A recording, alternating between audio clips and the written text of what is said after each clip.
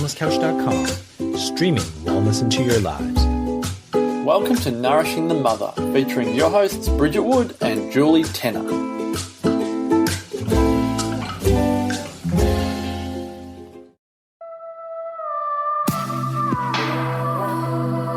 When it comes to our sexuality, we want to look at the beliefs and the meanings that we've picked up as much as the ones that we've made up about our experiences. In our Loathing to Loving program, we look at relationships to our family, partner, children and feminine self, and spend a module in Nourish and Nurture, deeply expanding that feminine wisdom. Our Sensuality and Sexuality course is the next dive exclusive to those who've taken part in the Loathing to Loving program. The reason for that is the theory and the tools that you gain from Loathing to Loving underpin the knowledge of the psychosexual story that we build upon in our Sensual Sexual Deep Dive.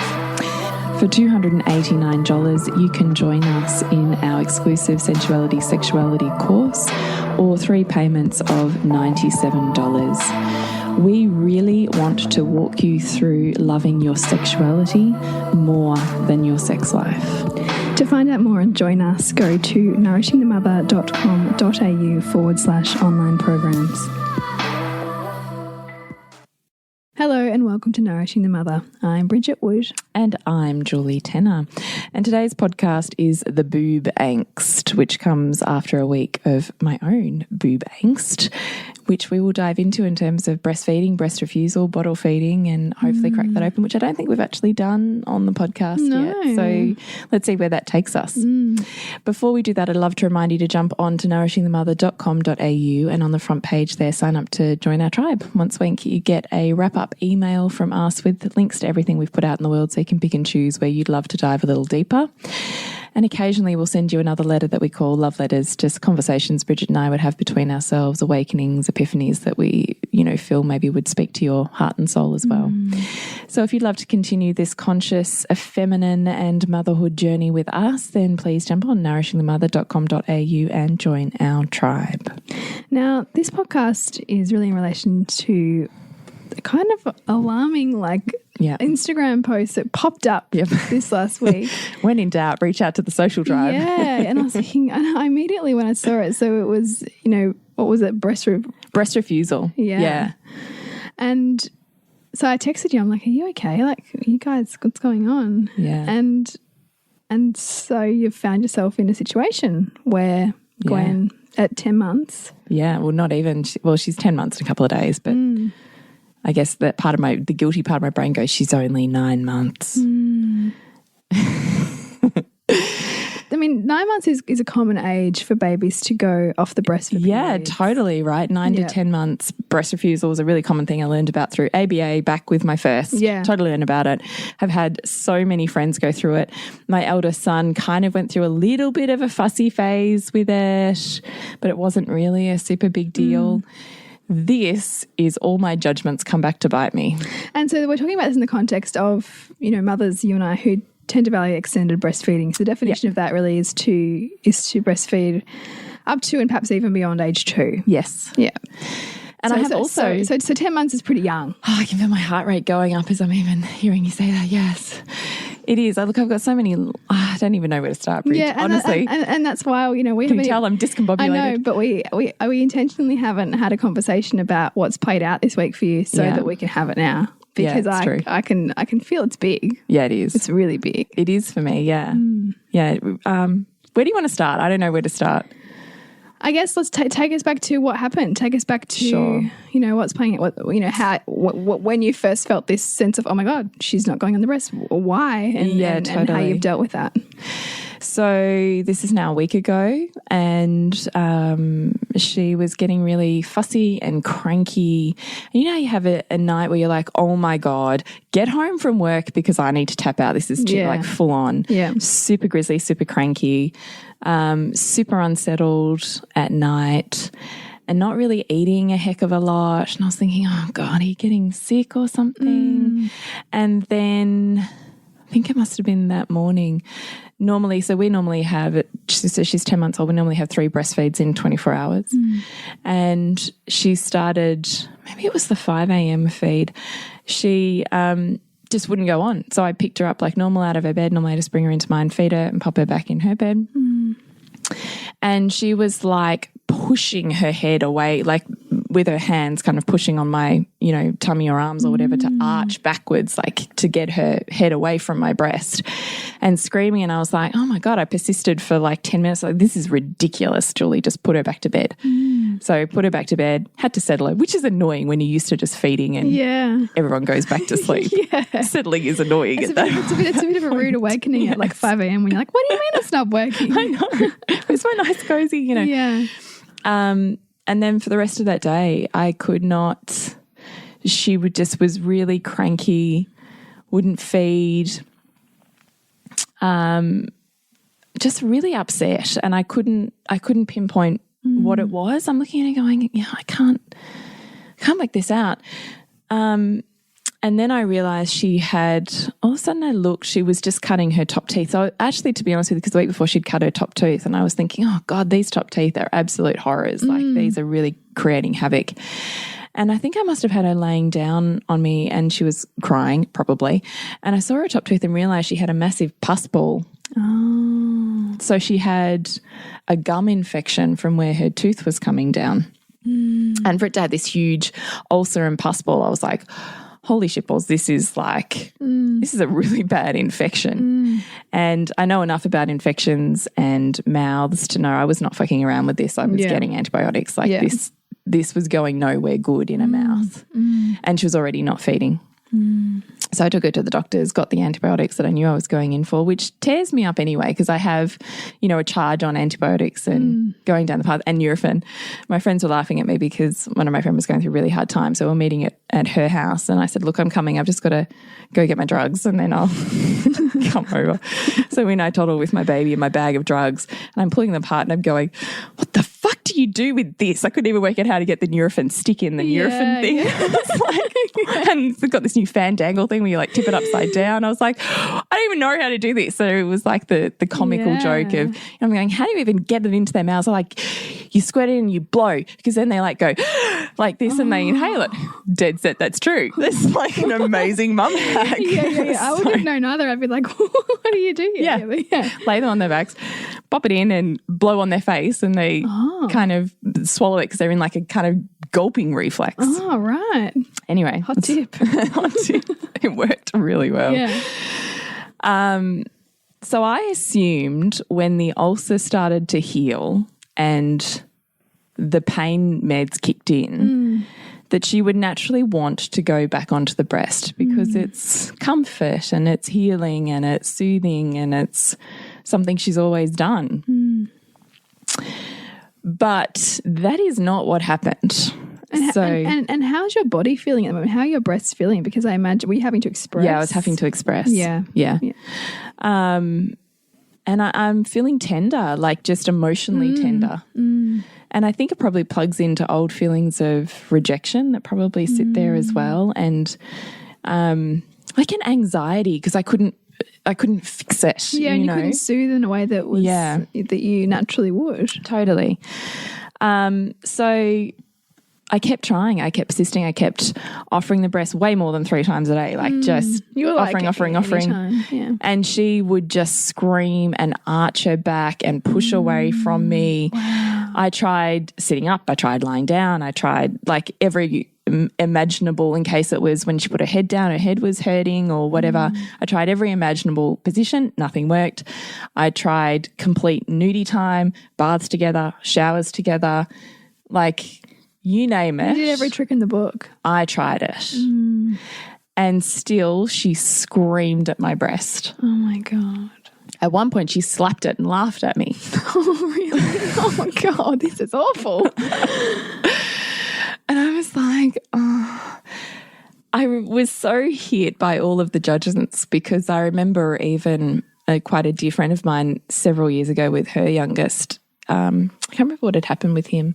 Maybe he'd gotten sick or something and he had gone through breast refusal. I remember her being really teary and upset. And at the end of 3 days, her saying, that's it, we're done. And at the time I was like, well, you just didn't try hard enough in my head. Not that I said that to her. Yeah. And then I kind of backlogged all the times I've judged women. And, this is me very unfiltered in my head. I'm going, well, you just didn't try hard enough. Well, you just didn't do enough for your child because this is my dogmatic headspace, right? Yeah. And here I am in a position where I have to face that judgment. You're not doing enough, Julie. You know? Yeah, I really know that. And yet consciously I'm going, I am doing everything I know how to do here. And I am not used to children. I mean, this is my 4th child. I have had 3 who like just whip the top off and give me those boobs wherever they are. Nothing. Like she doesn't want to go, doesn't even care, doesn't want to go near them, doesn't want a bar to do with them. As soon as I lay her down in any sort of breastfeeding position, she's like screaming at me. It's like she's got an emotional like trauma attached to maybe a feed. I said that to Nick. Yeah. Sorry, my husband. I said that I wonder if when I'm not realising that she's getting this really painful infection, if the pain was enough that she's created that association and she's not going back. So when I'm on day 6 and I assume our breastfeeding is done because she's not going anywhere back there. And I really feel that because it's so not a way that you would. No. And I feel like it, you know, that carpet's been ripped out from underneath me. And this is my last. Like but I keep thinking there's so much in this that I just don't know what it is yet. You know, I can see how I'm being humbled in my judgments. And I think that we all hit those points whenever we're black or white or something at some point. What's the saying you always say? Whatever you judge, you'll breed, attract or become. Right. Yeah. And I can see how I've done every part of this. And it's no nuance that her birth was where I faced medical intervention, you know, worked my way through it, but I still faced that with her birth.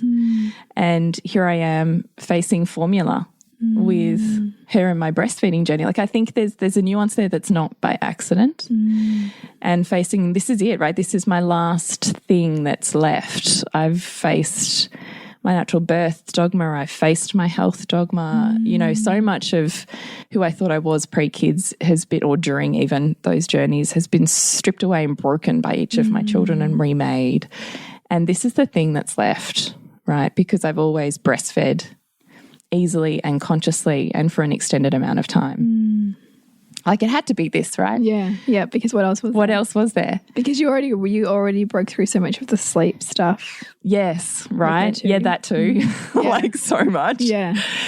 That I can kind of go, I get why this is here, but it's been incredibly painful. And I think the reason I'm okay with it now is because I ran my first women's circle that I'm committing to monthly on Saturday night, and I like cried my way through that. And I think that was so cathartic to just allow me to kind of spew it out, because what I realized it brought up for me was a fear of death. I realized in my belief systems, you know how we go, and then what, and then what, and what will that mean, and what will that mean until you get to the end?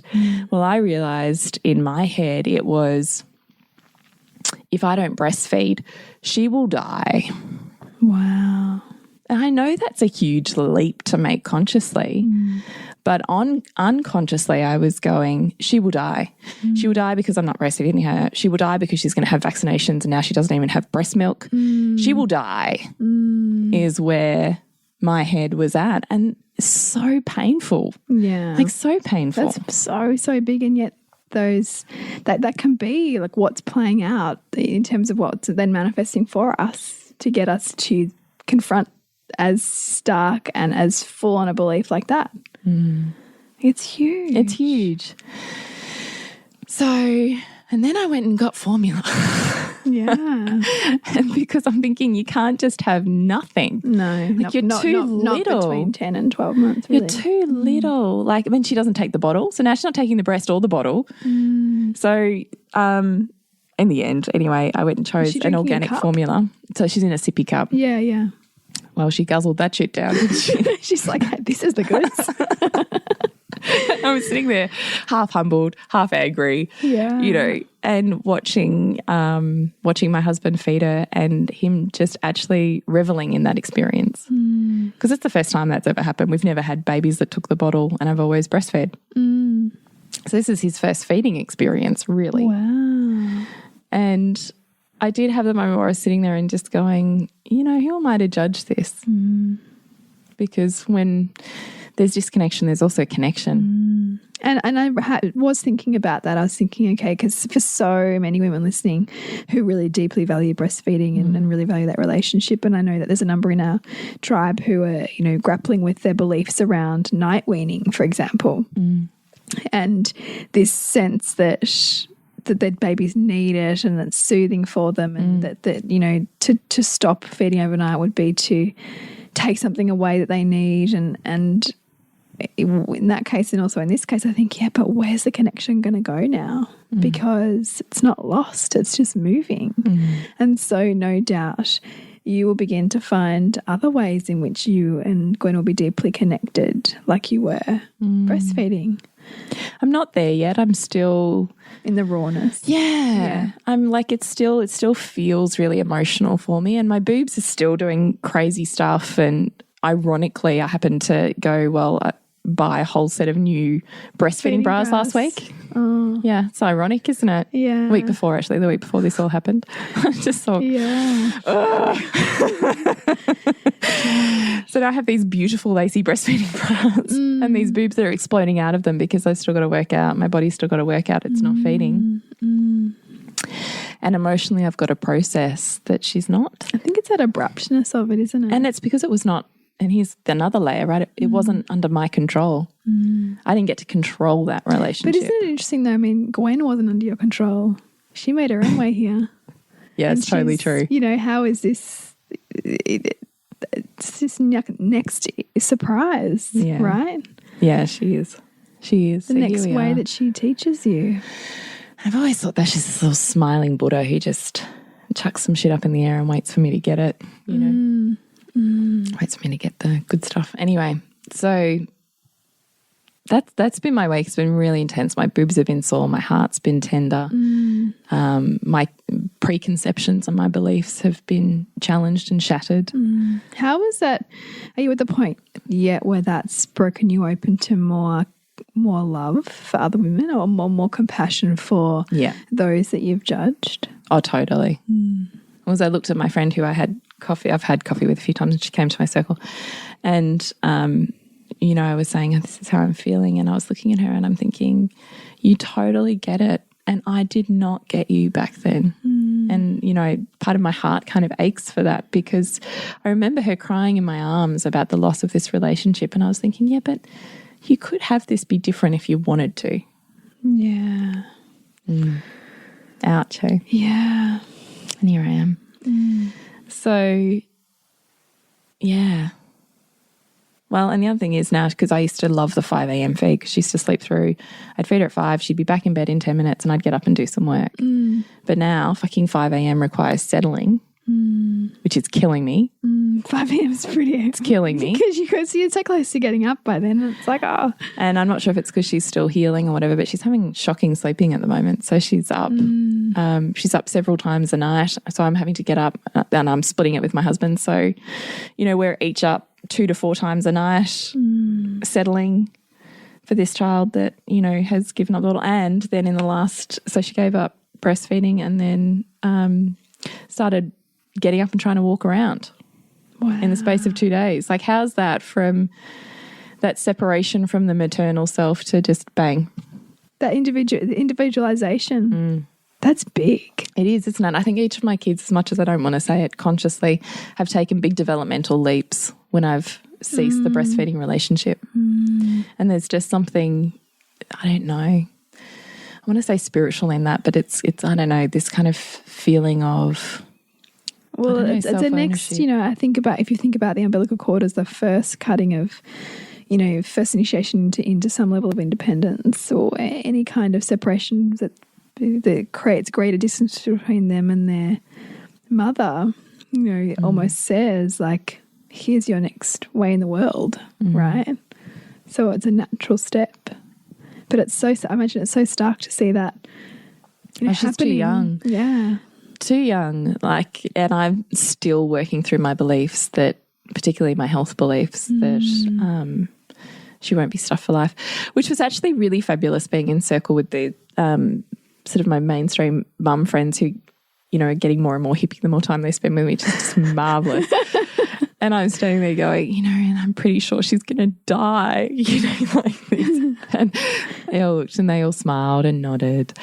And then afterwards they all went, yeah, but my child's not dead and she's doing really well. And, and I was like, I know. I'm so grateful to hear those stories because it's just a belief. In the end, that's all it is. It's that I've chosen a dogma and it's in my head. Yeah.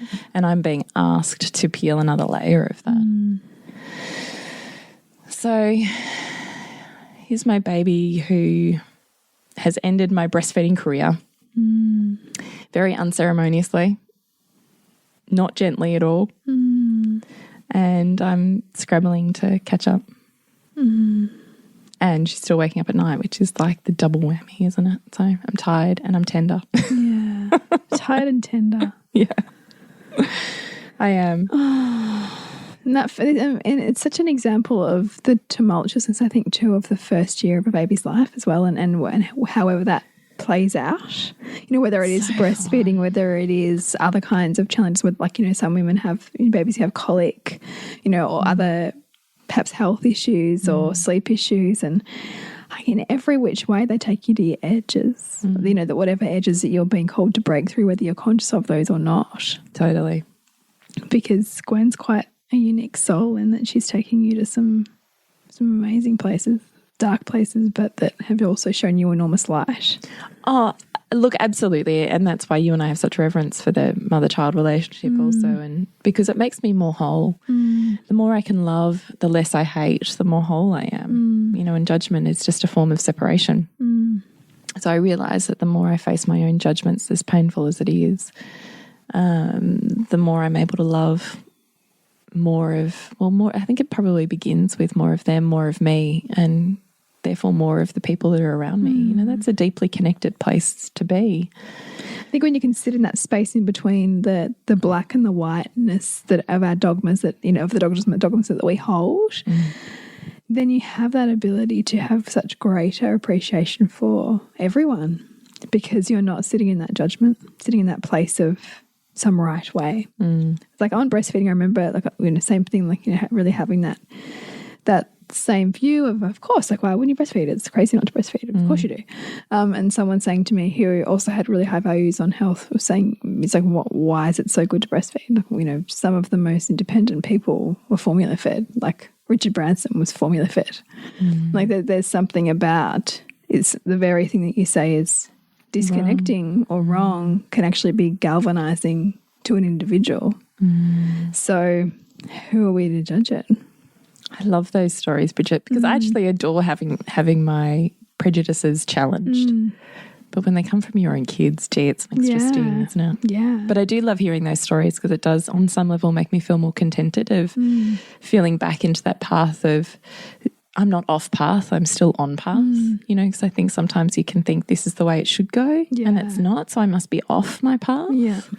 As opposed to, you can't predict also it's a co-creation, right? I can't predict, like you're saying, even with Richard Branson, I can't predict how that's going to turn out for Gwen. Yeah. Could be the most incredible moment in her life. I don't know that. I can't know that now. And to feel like there's still an opportunity for this to be on path and full of health and vitality versus death. Yeah. Is kind of, it's a nice place to feel into. Trusting, I think also when we look at that piece on co-creation and you realise that you are a part of a relationship, you don't get to run the show, you can also find more ability to trust her soul's journey and trust what she's creating in this, as opposed to you feeling the guilt or the shoulds or the overwhelming sense of failure perhaps that might be permeating your feelings around it. Totally. Because I would say the same to other mothers who are having that angst around breastfeeding, because it's so loaded.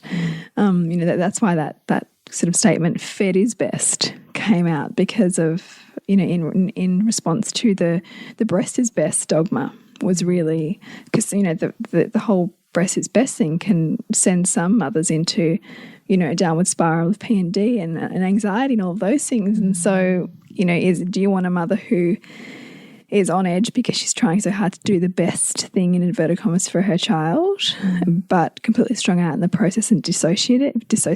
Or do you want a mother who is able to connect with her child because she can feed it you know, even if it's with formula. That's when you've got to really take that much broader view of what's in front of you and not be so isolated on the one thing. Because there's so much more. And I think when we think about health as being so much more than the physical, you realise that the energy in which you hold your child has potentially just as much healing capacity as your ability to breastfeed that child. So I think it's much more nuanced and broader than simply the breast needing to be the thing that feeds or nourishes.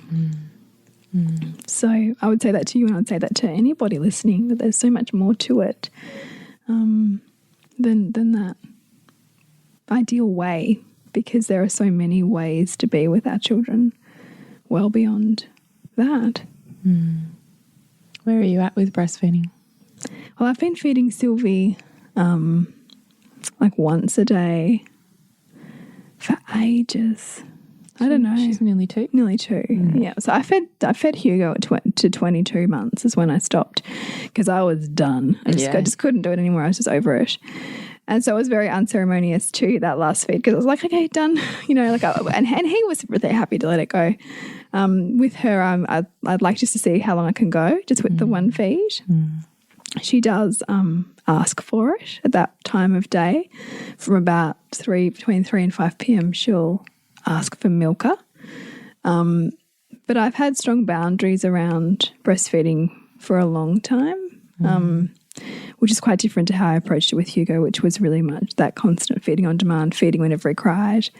Until I really explain that, maybe. Yeah, so I think that attachment parenting approach, where you use the breast not simply just for nourishment and food, but also for soothing, was really where I'd found myself with him, probably for the first 6 to 8 months, perhaps. And you know, to the point where I almost couldn't handle his crying, so I just put him on the boob. And that was a lot to do with my inability to hear feelings, obviously.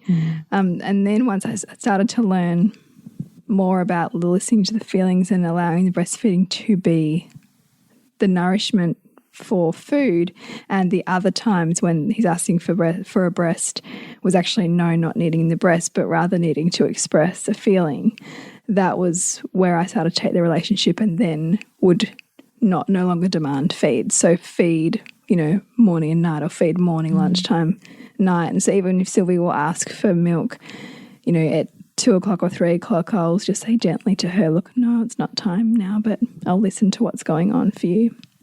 You know, and I'll know usually when she's asking for milker much earlier in the day that there's feelings there, there's something going on for her, and she's asking for that soothing because it feels good for her to have that as a soothing thing, you know, the warm milk, the connection, perhaps the numbing of feelings or the dissociation towards feeling feelings because she can have milk instead, the sweetness of that. And so then it's okay, all right, well, instead of that, I'll listen to you, come up here and let's have a cuddle, or, you know, whatever that is.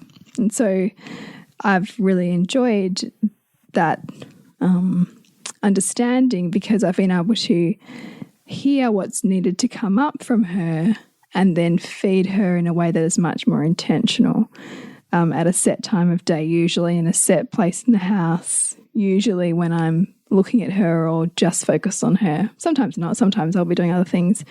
But, you know, I've really enjoyed that relationship where I feel like it is really congruent and authentic, as opposed to, you know, certainly times where I'd felt like I should do this or I should feed in the night because it's what they need. Like, I think Hugo, I night weaned at 15 months and Sylvie about the same age. But, you know, I think when you start to resent it, that's when you need to change it. And I really believe strongly in mothers checking in with themselves around how they feel about it, because I think our kids feel it. And if you feel like you're doing something out of duty and you're not able to be really authentic in it, then I think it's a question about what needs to change here. And so for me, like at the moment, I enjoy it. I enjoy that one feed a day, and sometimes like she'll come off like after like 20 seconds or something, and I'll be like, there's more there. You can keep trying. and so she goes back on for a while. It's like she gets impatient, or maybe it doesn't come as fast. And so I like that she's at the age where she really understands that, and she can have both sides, and, you know, she can tell me what she wants, and then she tells me when she's done, and off she goes, and she knows that that's it. That's our feed for the day. And I think that comes from my own, you know, strong level of congruence around what I want it to be. Yeah, so I'm feeling pretty good about it. But I, you know, I would be sad if I'd felt like she decided one day to stop. And some days, like there was a day, I don't know, my mum said, she's like, she hasn't even asked for a feed. I'm like, yeah, she hasn't. Cool, okay. Like, and if she might miss a day, it's pretty rare, but she might miss a day, and that's okay. We'll just do it the next day. And I imagine, I mean, that might even be how she eventually weans, is she just forgets to ask. I don't know. But yeah, I had to wean Hugo, and I imagine I might have to wean her, but I'm also kind of don't feel like I need to, because it's no big deal. It's like once every 24 hours. It's not tough. I remember getting to that point too, and you know, I think at that age it does become about 30 seconds each side, because they become so efficient at draining the breast. Yeah. And I remember teaching my students back when I was lecturing in naturopathy and saying, you know, talking about back then extended breastfeeding was still a very kind of new agey thing to do. And saying to them, you know, for 30 seconds per side per day, have a look at what your child's getting, and listing, you know, the incredible intelligence of that health dynamic between mother and child. Yeah. And it just still blows my mind that you could be tandem feeding a newborn baby from one breast and a toddler from the other breast, and each breast will secrete a completely different milk. Wow. Completely different, totally different profile of hormones, vitamins, minerals, immune factors, completely different profiles, specifically tailored to the needs of that specific child at that particular day. Like, it's just the most incredible intelligence. Like, it's amazing. Did you tandem feed yours? Yeah, well, no, I was pregnant and feeding. Yeah. And then there's too big a gap. Yeah, okay. And I'd given up breastfeeding by the time my second was born, because my nipples got so sore. Yeah, okay. I couldn't maintain it during pregnancy. So I always think that's no mean feat, you know, to really go to feed through a pregnancy. And it's pretty full on. Yeah. It's a lot of giving of your body. Yeah. But my nipples are incredibly sore. So he was weaned at about 14, 15 months. And then my daughter was born. And then my milk didn't actually ever dry up between my second and my third. Really? Yeah. How did you know that? Well, because it would still come out occasionally. Oh. Yeah. And I wondered if it was by virtue of being a doula and always being in the birth space. Yeah. I'm always saturated in birth hormones. Yeah. And, you know, the most incredible, I mean, women, I think, secrete naturally, like no different to menstrual cycles coming together. Whatever you're powerfully feeling, someone in your vicinity will be on a hormonal level secreting that too. Yeah. And birth is like 100 times maximized to that effect.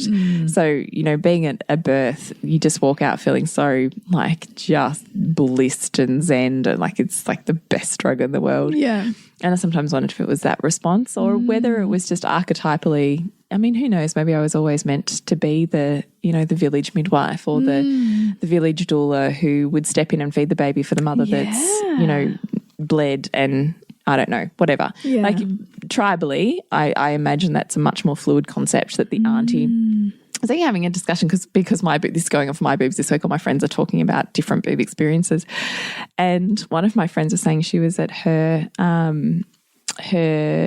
sister-in-law's birth, so her brother's wife, and so her kids were like, I think her youngest, so she's got 3. Her youngest was probably in prep, and she said I was at the birth, and she said my boobs literally started leaking milk. Oh my gosh. Yeah. And she was like, isn't that crazy? I've never said that to anyone. I said, I don't think that's crazy. I think that is biologically so intelligent. Isn't it? So intelligent, right? So you've this woman, this birthing woman calls in the women of her life so that where she needs to sustain her own energy, there's backup for the baby. Like, I think that's just the most incredible. It's just so primal. And right. So, yeah. I do really genuinely adore breastfeeding. But I also think that's why this has been, and I totally, though, completely agree with breastfeeding. I don't think should be at the expense of a mother that is strung out, not present, not coping. Yeah. I don't think that's more healthy than, or more what am I saying here? That's so we're not talking breastfeeding at any cost. No, that you've got to think about the health, emotional and physical health of that unit. Yeah. And I think if you were completely unpresent and strung out and emotionally, disintegrating, but breastfeeding, I don't think that's more healthy than just breastfeeding or bottle feeding. Like, I just think I totally agree with what you were saying. But I really share what your kind of, reverence for it though too, because I have total reverence for it. Because I remember, like, I cared more about my ability to breastfeed than the kind of birth I had with Hugo. Like, my thing was like, I need to be able to breastfeed. What's the best birth to give me that chance? Like this, and that was my reason first and foremost to have a natural birth, was to have the best chance of initiating a strong breastfeeding relationship. Really? Yeah. Where did that come from? I don't know yet. I don't really know. But I really had I think from a health point of view, it was absolutely kind of not negotiable for me to not breastfeed. Like, I had to breastfeed. Yeah. And so I had to ensure that worked. And because I knew that there could be challenges if you had intervention on initiating that relationship. And so that was what I worked towards. Like, I went to the ABA talk about how to breastfeed because I'd never seen it. Like, I hadn't been raised around. That is a great talk. It is a great talk. Yeah. And I took my husband because I needed him to be able to support me. Yeah. Which is really important for women to do, I think, if they don't. Totally. Because that partner support, if that falls down, that's the number one reason I think why women give up, if they don't have that support. So not discounting being intentional about it, but also looking at that bigger picture around the mother's mental health, mental and emotional well-being. Completely. So, I don't know, how do you want to end this? The Boob Angst, I think, is a perfect title for the place you find yourself when you are taken on the journey that you've been taken on this last week. And I think also it lends itself to the women in our tribe who are grappling with what they want their breastfeeding relationship to look like with their babies, and also perhaps other women who found themselves in that painful place of it being ripped away too soon as well, and perhaps any guilt or uncomfortable feelings that they've got around it. And maybe this has given you a bit more clarity, perhaps hearing Julie's story. Well, even yours, I think, even just looking at the conscious questioning around what that brings up for you, and that guilt is still a lopsided perception. Yeah. And what are you giving them when you think if you think that you're taking something away or they've missed out something? What do they gain? Because that is always conserved. Those two things. It's just about looking for it. Totally. So thank you so much for listening. We are incredibly grateful that you do tune in. If you do have 5 secs, we'd love you to rate us on iTunes to help share our podcast, share any episodes that really speak to you with your tribe, and leave a review on Facebook. If you get a moment, that really is just a fantastic way to say thanks. Yeah. I love it. Where else? We connect on Facebook and Instagram, so Nourishing the Mother and nourishingthemother.com.au, and to connect with you, Bridget. It's suburbansandcastles.com. And I'm on thepleasurenutritionist.com. And don't forget to nourish the mother to rock the family. And we'll see you next week when we continue to peel back the layers on your mothering journey. Sorry, I'm still a bit discombobulated from my body and my boobs. So no, I think you can deal with my poor speech patterns today. And I promise I'll be back on track next time. See ya. Before we get started today, I'd love to introduce you to our new podcast sponsor, which is Fire Tonic.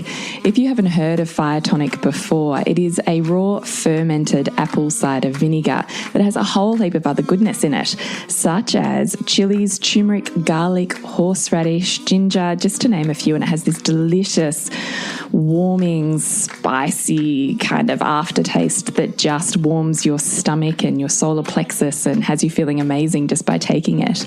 But aside from that, raw apple cider vinegar is immune boosting. It's antibacterial, antiviral. It will decongest whatever you are stuffed up in the head with.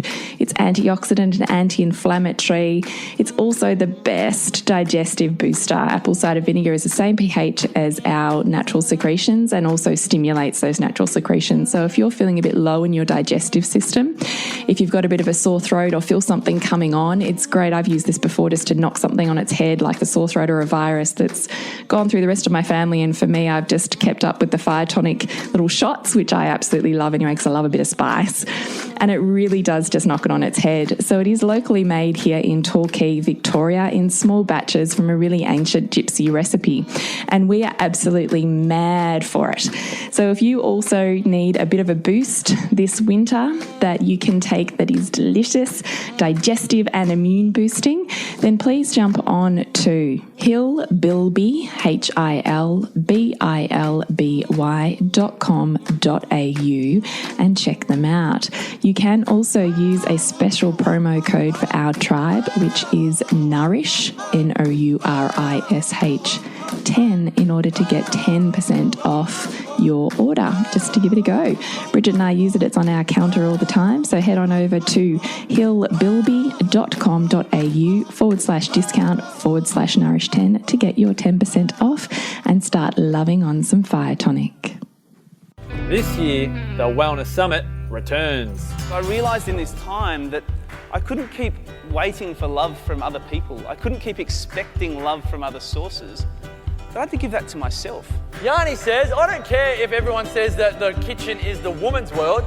He says, I'm going to prepare food. I love my own cheese. I love my own wine. I don't care what you think of my new flat screen TV. He just loves company. I started asking myself more often, what do I want? Such a simple question, isn't it? But when you think that, and I'm sure all of you sitting there, when you think that, something springs into your mind.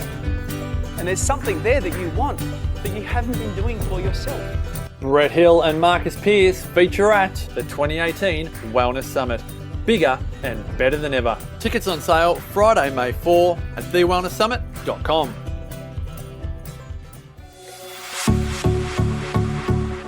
This has been a production of TheWellnessCouch.com. Check us out on Facebook and join in the conversation on Facebook.com/TheWellnessCouch. Subscribe to each show on iTunes and check us out on Twitter. The Wellness Couch, streaming wellness into your lives. Whilst the Wellness Couch presenter endeavor to provide accurate and helpful information to their listeners, these podcasts cannot take into account individual circumstances and are not intended to be a substitute for health and medical advice from a qualified health professional. You should always seek the advice of a qualified health professional before acting on any of the information provided by any of the Wellness Couch podcasts.